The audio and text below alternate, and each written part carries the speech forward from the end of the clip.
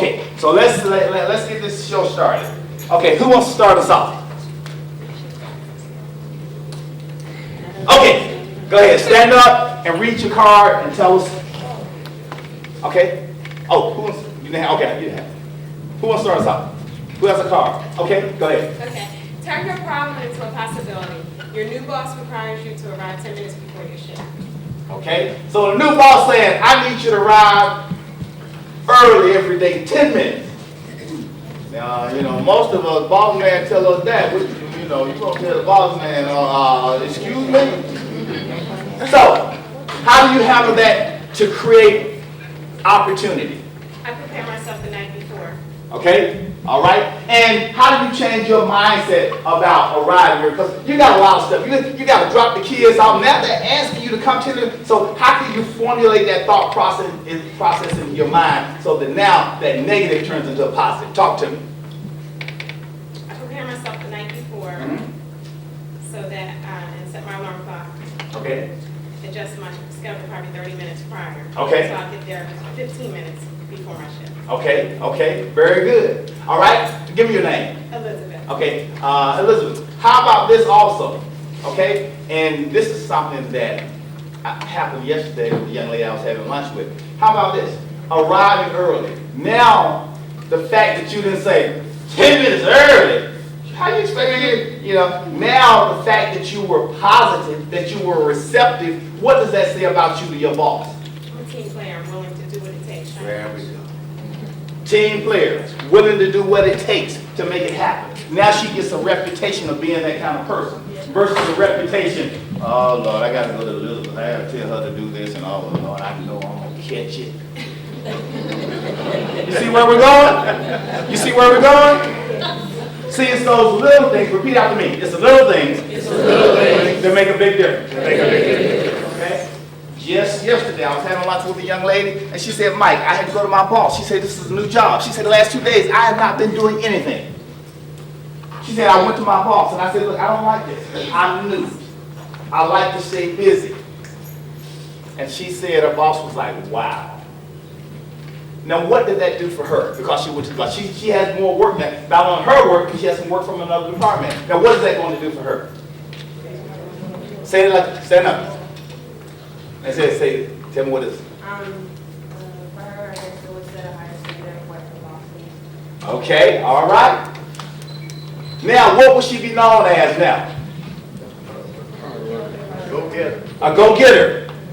A person who is extraordinary. See, as leaders, if we're going to be extraordinary, we have to separate ourselves from the competition. All right? Very good, very good. Okay, somebody else. Who has another card? Yes, stand up and. Mine says $50 for tennis shoes versus $50 for a book. And then it says the richest kids in America. Okay, so you got a choice. Somebody said, look, I'm going to give you $50 to go get some shoes, not tennis shoes, but some nice shoes. Or I'm going to give you $50, for this book that I think is going to be an asset to you. Tell me which one you're going to choose and why. I would choose the book because it'll probably give me ideas in life on what to do and how to do and how to exceed and be more positive and be more successful because it says the richest kids in America and I'm I guess the new generation in America, so it'll probably be a part. All right, excellent. Good job. Yes. Not only that, in the book might be an idea how to buy a shoe store. That's right. hey, Dr. Fisher, and in the book, you may learn more money, learn to make more money so you can buy more what? Shoes. Now, let me tell you what happened, and I commend you for that. Let me just show you the difference in mindset. I was working with one of the kids at the alternative school. We had that same type scenario. And guess what he said? Give you that $50, man. Spend on one more book. Said, I don't like to read. You don't like to read. Reading can unlock your future. Everything that you need is in a book. Remember I told you about that customer service contract that I got? with Hartsfield Jackson, Atlanta International Airport. 7 years running, the highest rated customer service program. I also wrote one for Cobb County government. I also wrote another one for City of Atlanta government. Let me tell you how that evolved. First of all, there were some things that happened. But let me tell you what happened. Let me tell you how it started. Went to the bookstore. I went to the bookstore, bought a book. It was $39.95. The book was called Customer Service for Dummies. That's how it started. I'm just keeping it real. With a $40 investment. And they paid very well. I remember when I got that first check, I was like, is this a mistake? So you got to invest in you. You got to, and that's what you're doing today. See, I always want you to invest in you. From now on, I want you to get books. I want you to get tapes. I want you to elevate your mind. Let me tell you what I see now. I see young people walking around with headphones on at the bus stop. One young man was in Walmart working. He was stocking the shelf.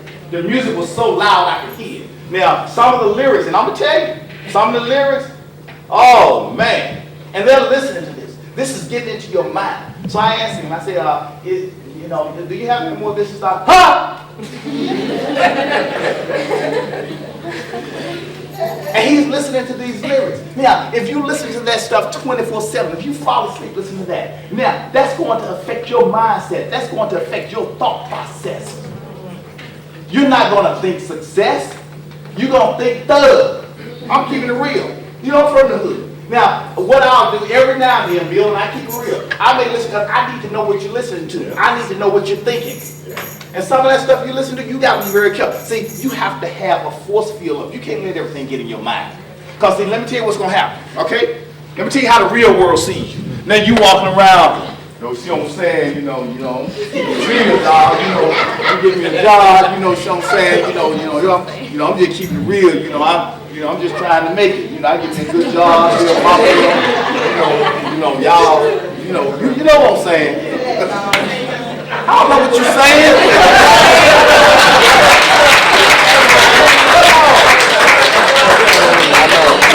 Yeah, and the reason I do this is because I love my brothers and sisters.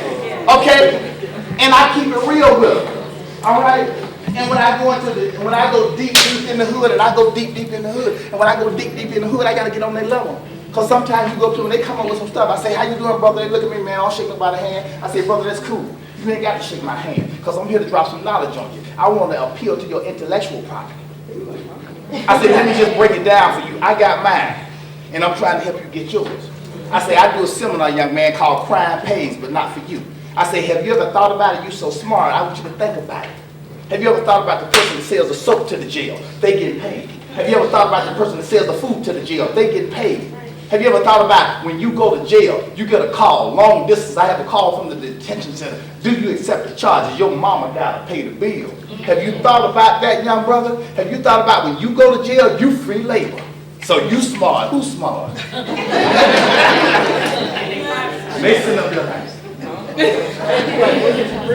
But I say you got a choice today, brother. You got a choice. You can be great. You don't have to buy into that. I was reading a report. The top executives from the major recording companies that distribute the records. This is what he said. I don't let my kids listen to that. They don't let their kids listen to it. The lady who produced, what's this show Shaq White produced? Oh, this crazy Basketball Wife. They answered. She was in an interview. She said, no, I don't let my kids watch that. Now, this is the sad part. See, we have parents who don't know how to be parents, and they have been raised by the other parent, which is the television, and those kids are 5 and 6 years old watching that mess. It's going on. I see it every day. I see it every day. So what I'm saying is that we need leaders like you. We need leaders like you. So what we're going to do, because I think my time is about up. I have 2 minutes, right? Kelsey, keep me right? Yes. Okay, I have 2 minutes. So we're going to wrap it up. But what I want you to do, I want you to take action. Say, take action. Take action. That's what we've got to do. I want you to take action. And I want you to start getting books on success. And I don't want you to read them. I want you to study them. I want you to do like I do in my book. I want you to write it. I want you to mark it up. I want you to circle the stories, circle the quotes. Let me tell you why you read the stories. Because the stories will give you ideas. They will give you ideas. And see, when you see quotes like, you must RSVP your success. RSVP, the R is for read, the S is for study, the V is for visualize, the P is for perform well. You gotta see it, you gotta apply it every day. Every day I have to work on this stuff. I get up in the morning, I listen to little Mike Howard in the morning time. I'm working on me. Oh, I'm listening to my CDs and my tapes. I gotta work on me. Because if you don't consciously work on your stuff, what you don't want will take over. See, we miss out on our dreams not because we aim too high and miss, but because we aim too low and we hit. So, let's do this, and then we're going to close. I'm going to leave you with this poem from my book because you're going to face some challenges in it. And Doc, if at all possible, and Kelsey, y'all let me know, I want to do a session, if I can come back and do something, I want to give you some actual tools that you can go back and use. Now, this is what I want you to do. Write this down. When you go back to class, number one, I want you to sit near the front. Don't go to the back of the class. All right, good. Sit near the front. Don't run to the back and in the back. I had a teacher, Mr. Sam Wright, my mentor, who made me speak when I didn't want to speak. Talked to Mr. Sam Wright yesterday. Mr. Sam Wright is, I don't know, maybe 75, 85 years old. I said, Mr. Wright, how you doing? He said, I'm like a long distance runner. I'm getting better with time. Mr. Sam Wright had his first kids when he was about 60 years old, and they have just graduated from Georgia Tech. They are geniuses. He said, yeah, I'm sitting over here with all these geniuses over here. You know, I mean, he was a speaker, a philosopher. I always walked around with a book. He was a great athlete at Clark College, played football, ran track. But he had a way of getting the information to you. And he would go around the room and he made us learn the speeches. And back then they had a little grade book and he would call, okay, Mr. Howard, you ready to say my speech? And if you weren't ready, he's like, okay, next. Y'all better learn this speech because if you don't learn this speech, there's a place on Memorial Drive. They got free room and boards for you right by the state. He said, if you don't learn my speech, it's mine or matter. I don't matter, you don't matter. That's the way he was. But he was real. Mr. Wright stretched me, made me grow. Miss Wingfield stretched me. See, back then, Miss Wingfield, you could not, when she called the roll, Mike Howard, president. You couldn't do that. At the beginning of the quarter, she gave everybody a list of adjectives and adverbs. And you had to learn. And when she called your name, Mike Howard, McQuation's talking.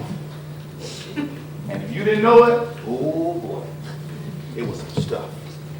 So this is what I'm asking you to do.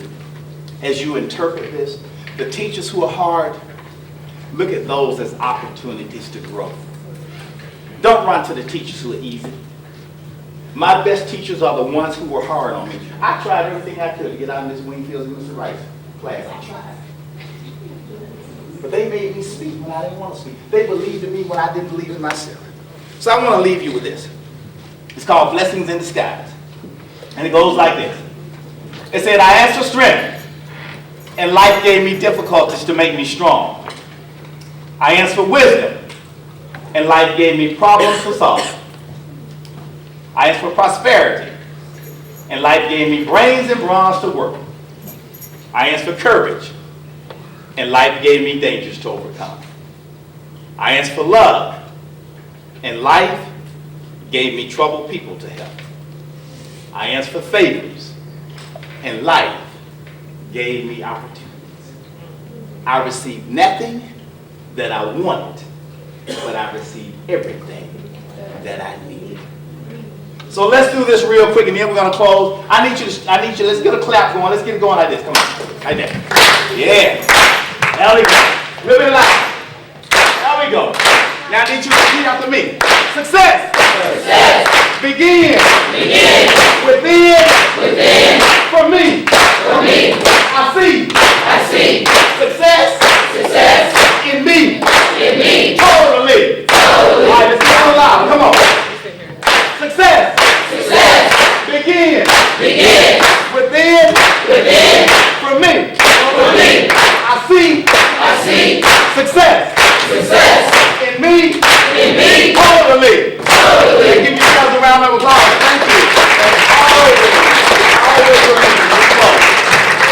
Your Mondays are magnificent, and your Tuesdays are terrific. Your Wednesdays are wonderful, and your Thursdays are terrific. Your Fridays are fabulous, and your Saturdays are superb. And your Sundays are spiritually fulfilling. Thank you.